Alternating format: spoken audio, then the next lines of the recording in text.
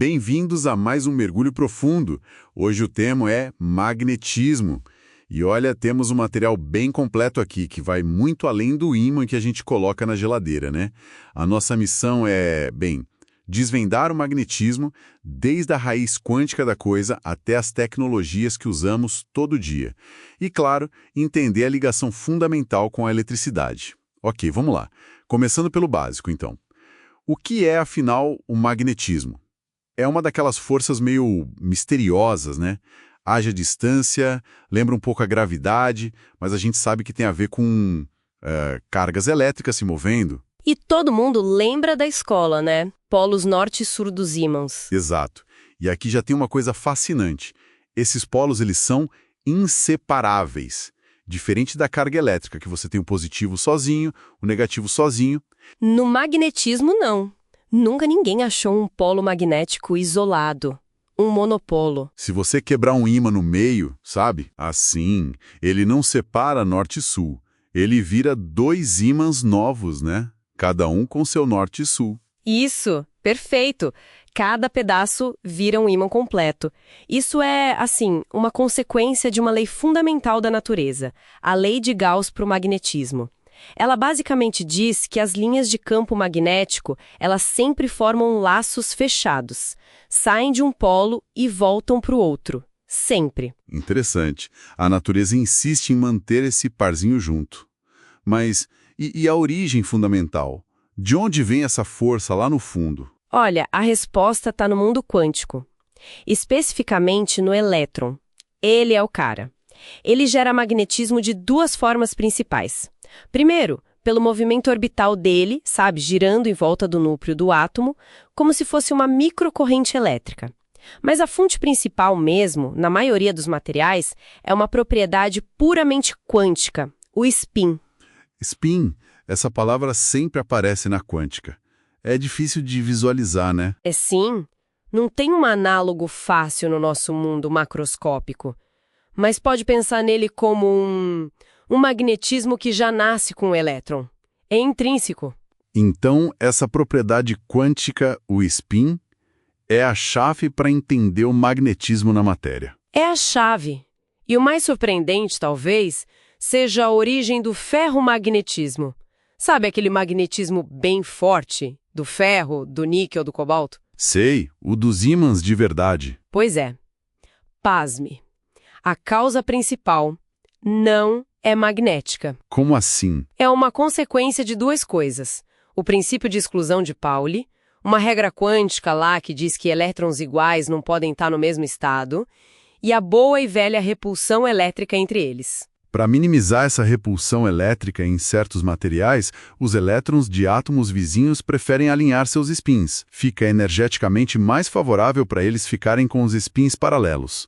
Espera aí, deixa eu ver se eu entendi. O magnetismo mais forte que a gente vê, ele nasce, na verdade, de elétrons tentando se repelir menos eletricamente e se ajeitando por causa de regras quânticas.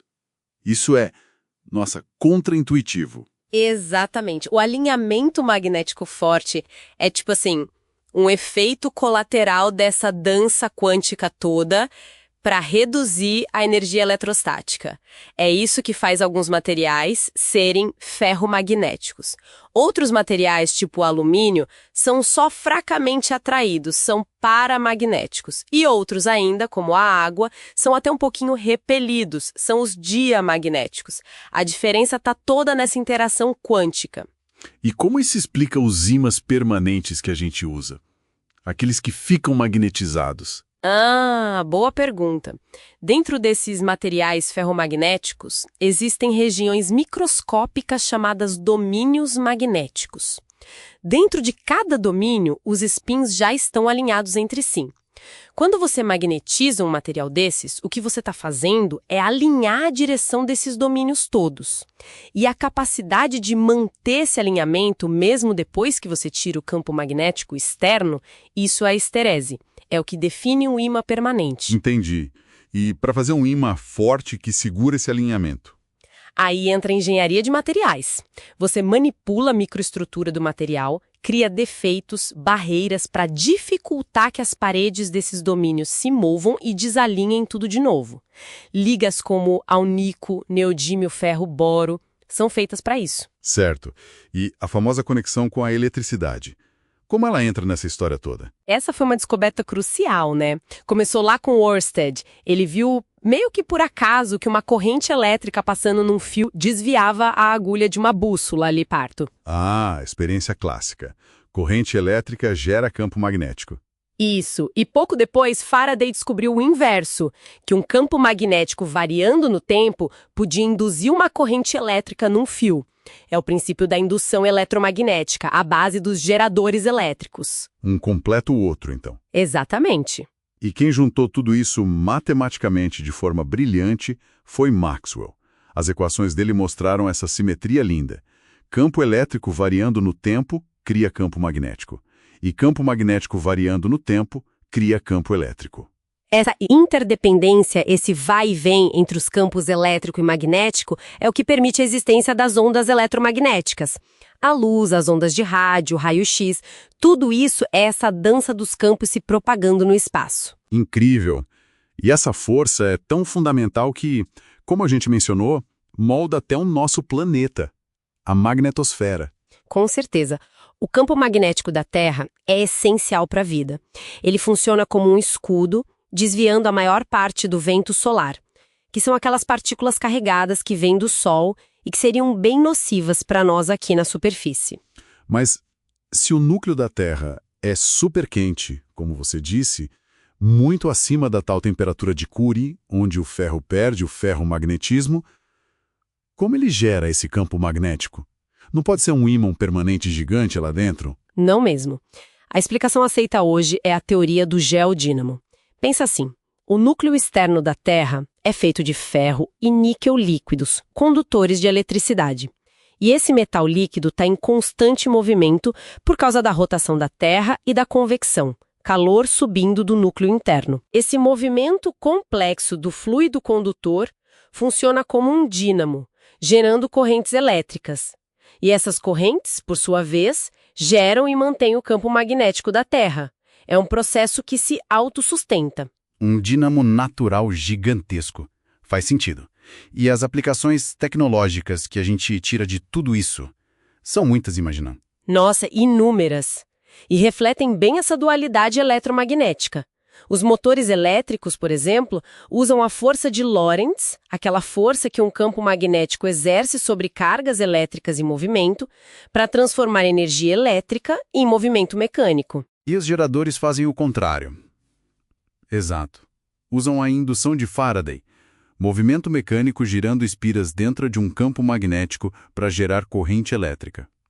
Os discos rígidos, os HDs antigos, gravavam dados mudando a orientação magnética de minúsculas áreas no disco, e liam detectando essas mudanças com cabeças baseadas em indução ou outros efeitos.